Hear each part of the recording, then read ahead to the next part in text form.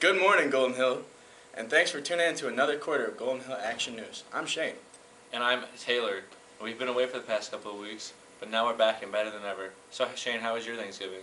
It was good. How was yours? Great. Our Ghtv news team went around to see how your Thanksgiving break was. Golden Hill TV here. We're coming back from Thanksgiving break, and we wanted to see what you did on your Thanksgiving break. Hi, I'm Angelica, and I'm here with Skylar. Skylar, what did you do over Thanksgiving break? I went hunting. What did you hunt for? I hunted for deer. Deer? That sounds good. Okay, thank you for your time. Ghtv here. I'm here with Miss Rojas. Miss Rojas, what did you do over your Thanksgiving break? Well, Wednesday afternoon we headed over to Wisconsin. Spent the Thanksgiving holiday with my father and my stepmom and my entire family. Sounded like it was fun. Yeah, we had a great time. Which do you prefer, turkey or ham? I would say turkey. Why? Probably because my brother-in-law has always done it on the grill, and I like moist turkey, and it's just really good. Thank you for your time. You're welcome. Hi, Greg. Hi. So, what did you do over Thanksgiving break? I hung out with family and friends and celebrated Thanksgiving. How was it? It was actually pretty good. Yes. That's good. So, do you prefer ham or turkey? Ham. Why is that? Because I really don't like turkey. It's like really dry to me. So I prefer ham where it's a little bit more better. Yes. Okay, well, it was nice interviewing you. Yeah?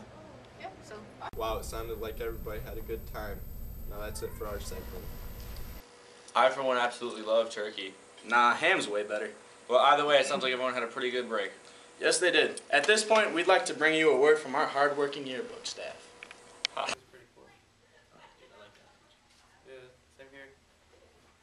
are you guys doing? We're checking out the 2012 yearbook. What? I can't hear you. I said we're checking out the 2012 yearbook. Oh, really? That's awesome. What's all in it? You know, the card page, the senior pages, juniors, sophomore, the job page is pretty cool.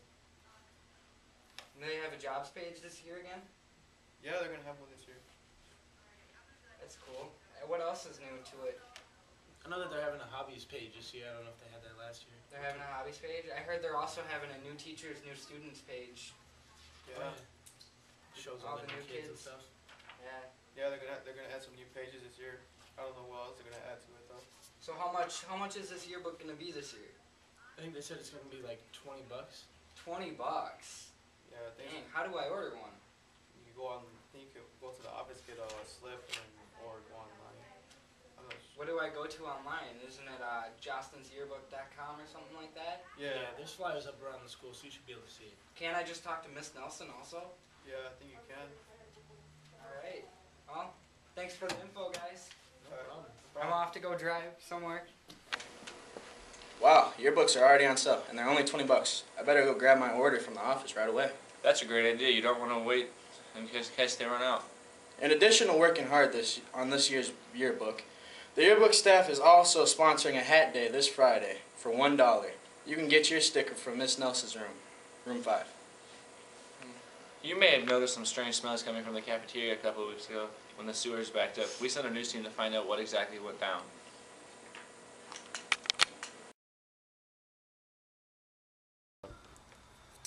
Hi, I'm Conti. I'm here with Ms. DeYoung, and I'm going to figure out what happened last week when the drain got plugged. So, Ms. DeYoung, what did happen last week? Well, when we went down to foods class during 6th hour, we noticed that there was a small puddle around the floor drain. So one of the students went up and got our maintenance man, Dave, and he came down and took a look at it. And I remember several years ago it happened too, and then a little bit of fixing and the problem was solved. But then over time, it was bigger than normal. The water kept coming up. It was pretty much clear water, just from the soapy water from the sinks. And the puddle got bigger and bigger, and by the end of the class, it had taken up about half of the cafeteria. Dave had called in the Roto-Rooter, the big guns, to take care of the problem.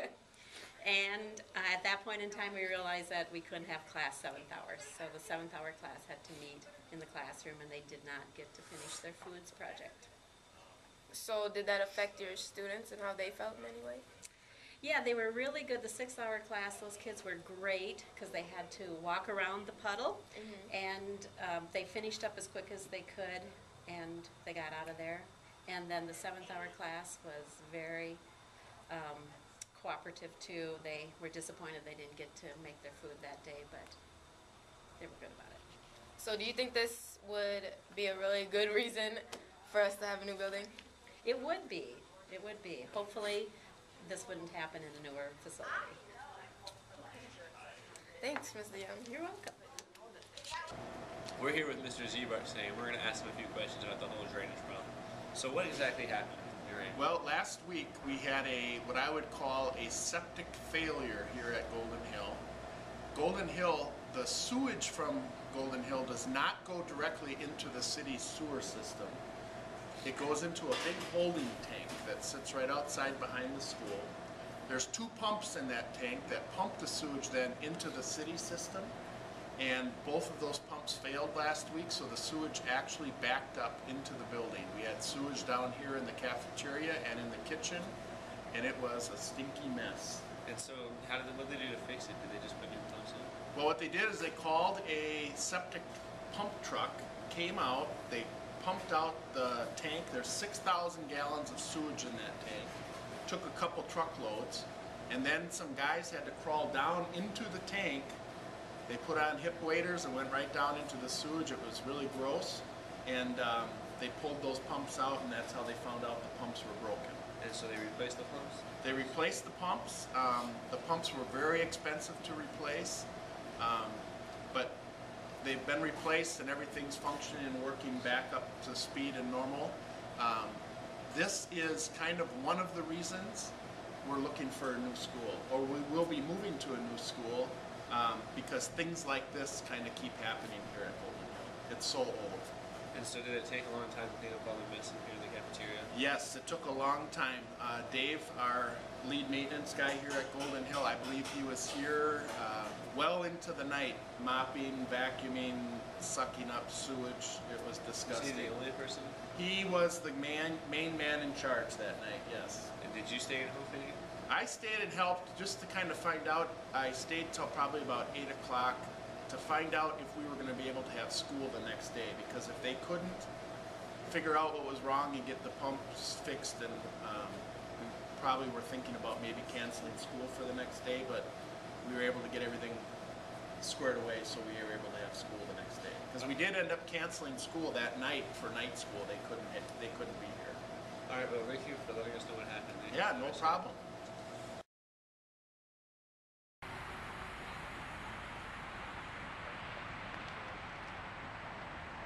But where we're at is we're out at the Rochester Market Square building, which is going to be the new ALC for starting next school year. And we're in the building right now, and we're just going to give you a little tour and kind of show you around.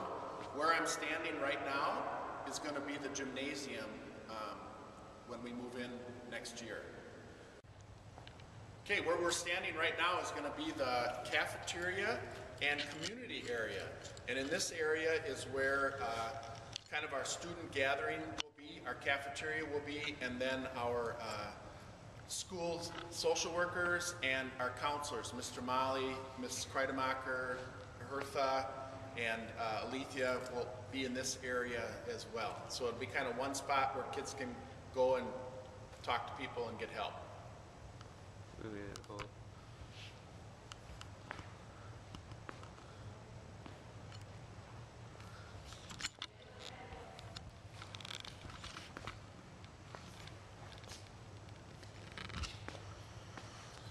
This part of the building is going to be the Rams area. They're going to be on this side of the building, kind of isolated from the rest of the building. So the 7th, 8th grade Rams area is going to be down on this side of the building. And out this door is a patio that's going to be accessible through the Rams classroom. It has an outdoor fireplace and an outdoor water feature where maybe we can have some fish.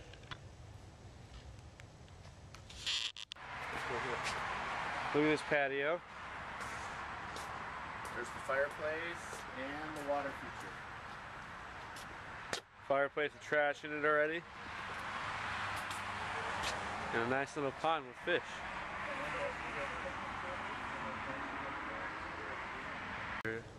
This will be the daycare.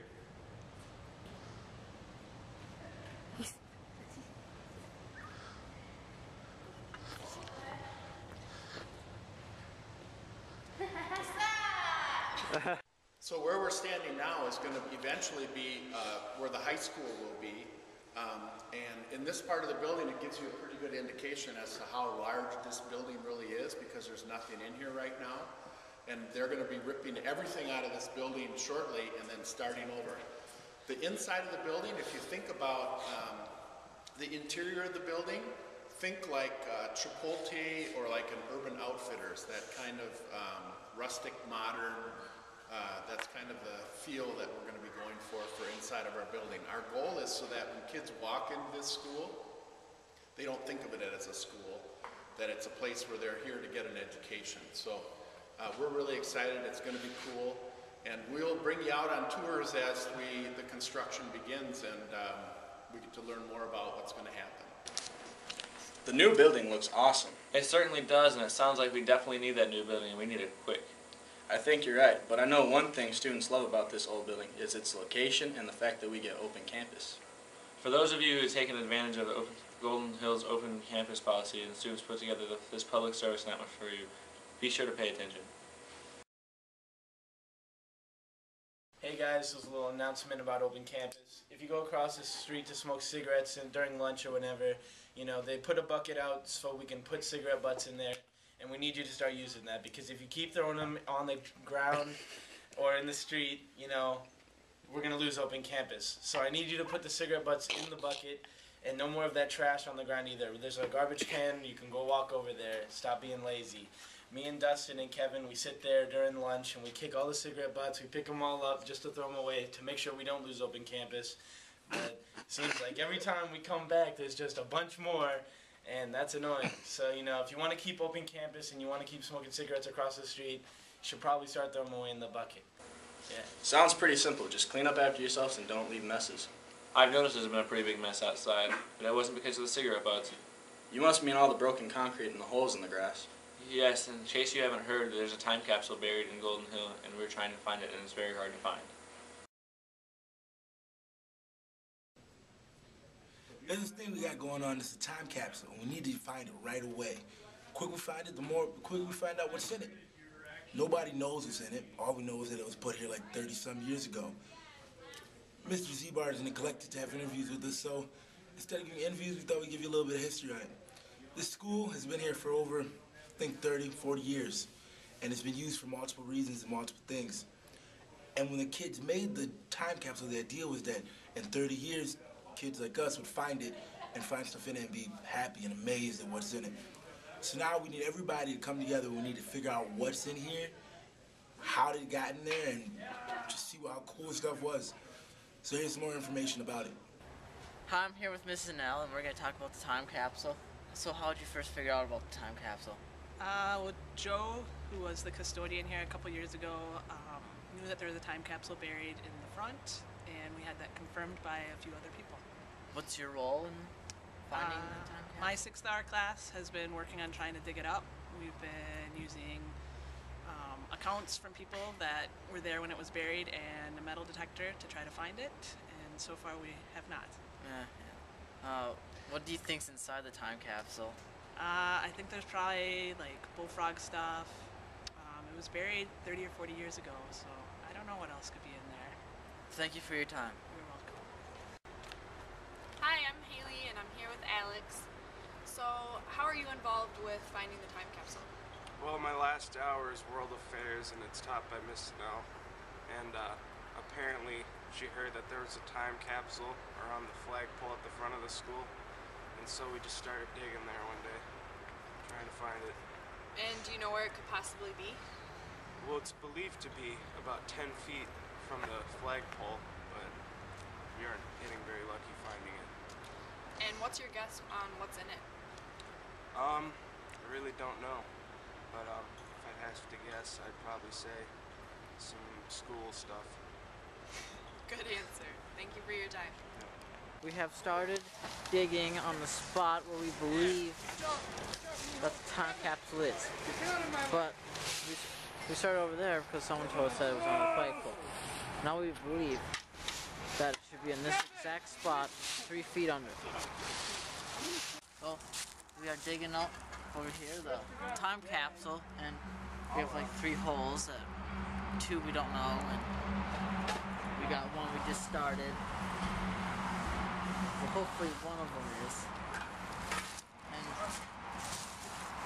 this one, we thought we found it, but then there was a pipe. It was a pipe instead. And over here we started digging. And right here they said it could be under the flagpole, but we haven't found that yet. And then also they said it could be 10 feet away. These are some clues that we have found so far. This one was over. These 2 things were in the hole that we just dug over here, if you can see. Well, there's nothing down there. That's all we know for now. Hopefully we can find it soon. So we have a time capsule here, and as you guys can see, we haven't found it yet. Right here's where we first started. We're still looking. We need someone to help. We started breaking in rock right here because we forgot this is where it's supposed to be. Concrete and stuff. As you guys can tell, no one really knows much about it from the interviews. No one knows really anything because no one is still here. So we'll be having more updates hopefully, and hopefully by the time this comes out, we'll have more information, and hopefully the time capsule will be found. Back to you. Hopefully we can find it soon before the ground gets any harder. I can't wait to see what's inside. Maybe there's some history of Golden Hill in there. Hopefully it hasn't been turned into worm food yet. Ew, that'd be extremely grody. Well, here's Lois with some life skills tips. Welcome to another segment of Life Tips. Today I'm going to talk about Dale Carnegie. And you might be wondering, who is Dale Carnegie? Dale Carnegie was born over 110 years ago. He actually passed away in the mid-50s. He was a famous lecturer, author, and creator of workshops on self-improvement. So Dale Carnegie today would tell you his ideas were not original. Many of his ideas came from Socrates, another well-known individual from years gone by. I'm going to tell you about 10 favorite tips of Dale Carnegie's on how to improve your social skills. The first one today is create your own emotions. You know, negative emotions can really drag us down, and there's nothing really productive about them. So if you want to be enthusiastic, start acting enthusiastic. If you want to be happy, start acting happy. Create your own emotions. Remember, your future starts today. Well, that's it for this week's edition of Ghtv. As always, thanks for tuning in, and be sure to join us next week for another edition of Ghtv Action News. You stay classy, Golden Hill. Woo!